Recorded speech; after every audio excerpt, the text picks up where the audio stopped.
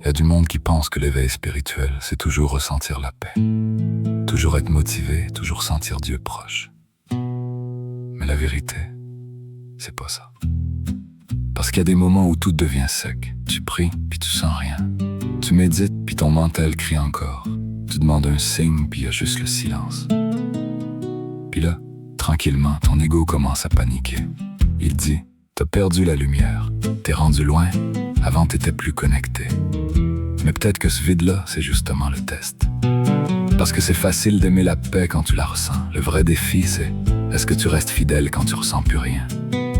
Le problème, c'est qu'on devient accro au high spirituel, on veut toujours ressentir quelque chose de fort, une émotion, une extase, une confirmation. Mais la vraie transformation commence souvent quand tout ça disparaît. Parce que là, t'as plus rien à nourrir sauf la vérité. Puis la vérité, c'est que bien souvent, l'ego se cache même dans la spiritualité. Il veut être éveillé, il veut être spécial, il veut vivre des expériences que les autres vivent pas. Mais plus tu t'élèves dans ton personnage spirituel, plus la chute fait mal. La vraie force, c'est l'humilité.